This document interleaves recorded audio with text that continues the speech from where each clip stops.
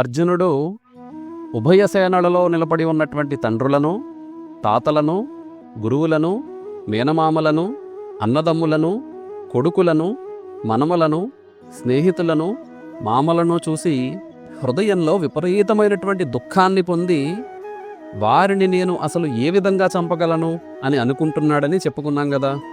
ఇప్పుడు అత్యంత దుఃఖంతో ఉన్న అర్జునుడు శ్రీకృష్ణ పరమాత్మతో ఏమని పలుకుతున్నాడో గనక చూస్తే, అర్జున ఉవాచ దృష్ట్వేమం స్వజనం కృష్ణ యుయుత్సం సముపస్థితం సీదంతి మమ గాత్రాణి ముఖంచ పరిశుష్యతి వేపధుశ్చ శరీరే మే రోమహర్షశ్చ జాయతే.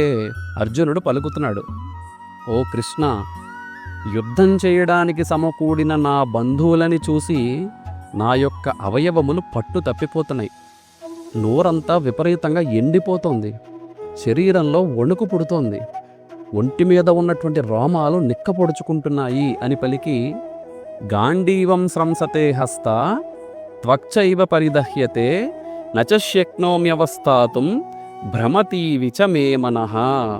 చేతిలో ఉన్నటువంటి గాంధీవం జారి కింద పడిపోతోంది. నా యొక్క చర్మం అంతా కూడా మండిపోతోంది. కనీసం నిలబడడానికి కూడా శక్తి లేకుండా అయిపోతోంది. మనస్సు మొత్తం గందరగోళంగా ఉండి గిర్రన తిరిగిపోతోంది అని శ్రీకృష్ణుడితో పలుకుతున్నాడు అర్జునుడు. ఇక్కడ అసలు అర్జునుడి శరీరంలో ఎలాంటి అనారోగ్యం లేదు, అలా అని బలం లేకపోలేదు. కానీ అర్జునుడు బలాన్నంతా కూడా జాలి, దయా, కనికరంతో నిండిన బలహీనమైనటువంటి మనస్సు పాడు చేసింది. జాలి, దయా, కనికరం అనేవి చాలా మంచి లక్షణాలే, కానీ అవి మోసం చేసే వారి మీద కాదు కదా చూపించవలసింది. ఆ బలహీనమైన మనస్సు వల్ల భయం ఆవరించి క్షత్రియుడై ఉండి కూడా ఏదేదో వేదాంతం మాట్లాడేస్తున్నాడు అర్జునుడు. ఇంకేం పలుకుతున్నాడంటే, నిమిత్తాని చ పశ్యామి విపరీతాని కేశవ నచ శ్రేయోను పశ్యామి హత్వా స్వజనమాహవే. ఓ కృష్ణ, నేను చాలా అపశకునములను చూస్తున్నాను.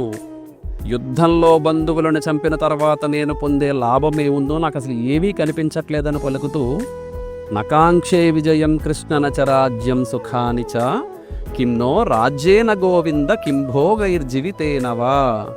కృష్ణ, నాకు యుద్ధంలో విజయం వద్దు, రాజ్యము అసలే వద్దు. నేను ఎలాంటి సుఖములు కోరుకోవట్లేదు.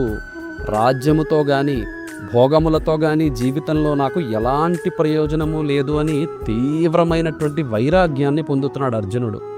నిజానికి ఇలాంటి సమయం కోసమే శ్రీకృష్ణ పరమాత్మ కూడా చూస్తున్నాడు. అర్జునుడు ఎంత మాట్లాడతాడో అంతా మాట్లాడనిస్తున్నాడు శ్రీకృష్ణ పరమాత్మ.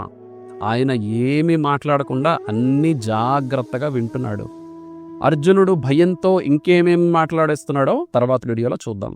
జై శ్రీరామ్, హరే కృష్ణ.